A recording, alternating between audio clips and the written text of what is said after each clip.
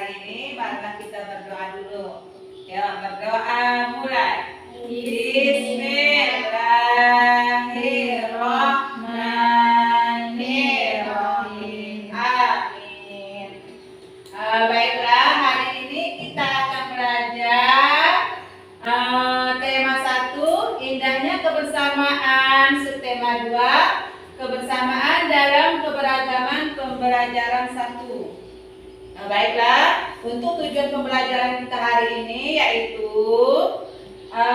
mengidentifikasikan gagasan pokok dan gagasan pendukung setiap paragraf dari teks tulisan dengan mandiri. Setelah membaca gagasan itu, setiap paragraf dari teks tulisan dalam bentuk peta pikiran dan menjelaskan proses terjadinya bunyi dari sumber bunyinya sehingga indera pendengaran dapat mendengar dengan luntur. Setelah itu menyajikan laporan tentang proses terjadinya bunyi dari sumber bunyi hingga ke indera pendengaran. Terus menjelaskan pengalaman, sikap, toleransi, dan kerja sama antara teman berbeda agama sebagai identitas bangsa Indonesia dengan sistematis. Siswa mampu mengkomunikasikan pengalaman, sikap, toleransi, dan kerjasama antar teman berbeda agama sebagai identitas bangsa Indonesia dengan sistematis. Kalian sudah banyak belajar tentang indahnya keberagaman budaya Indonesia. Sekarang kamu akan belajar tentang menjalin kebersamaan dalam keberagaman agama.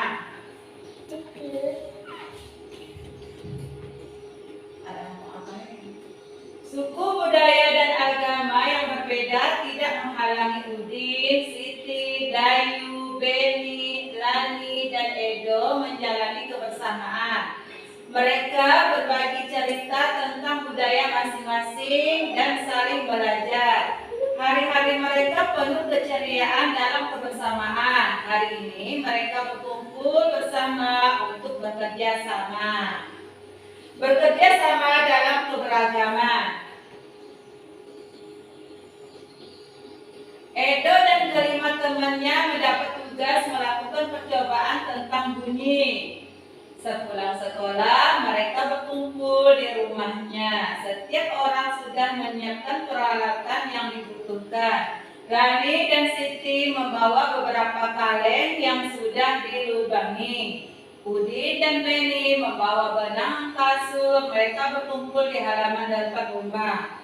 Keenam sekawan siap bekerja sama untuk melakukan percobaan.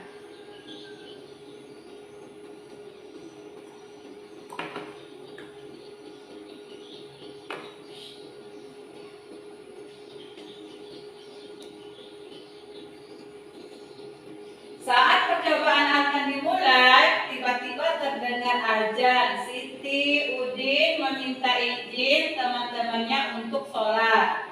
Teman-temannya mengizinkan mereka untuk melakukan ibadah. Edo meminjam ruang untuk digunakan Siti dan Udin sholat. Meskipun Edo beragama Katolik, ia tidak keberatan rumahnya dipakai untuk sholat. Beni yang beragama Kristen, Dayu yang beragama Hindu, dan Lani yang beragama Buddha menunggu dengan sabar temannya beribadah.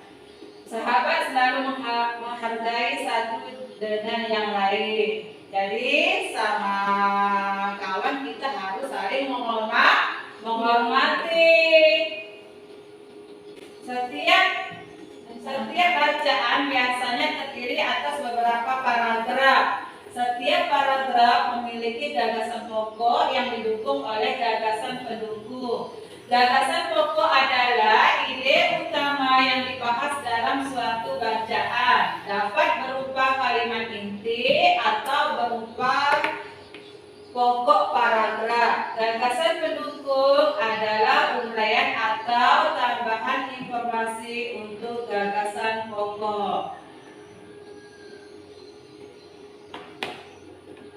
Sekarang kita baca dan mencari tahu gagasan pokok dan gagasan pendukung. pertama, Edo dan kelima temannya mendapat tugas untuk melakukan percobaan tentang bunyi.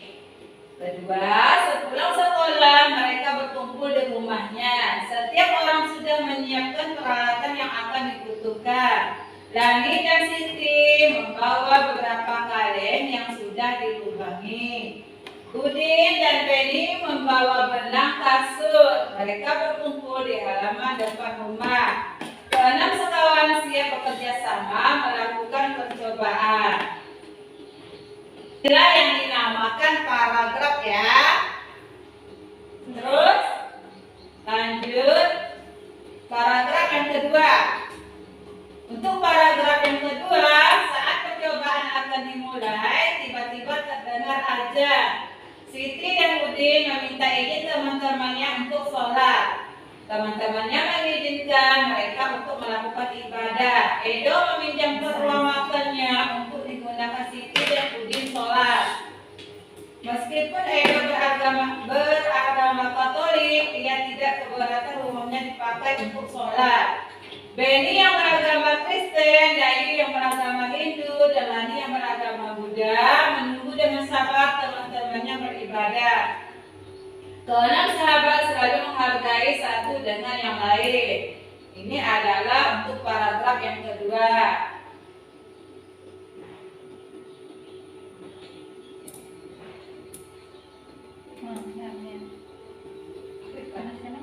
Untuk batasan pokok, saat percobaan akan dimulai, tiba-tiba terdengar azan. Yang kedua, 3, 4, 5, 6, dan 7 itu adalah gagasan pendukung.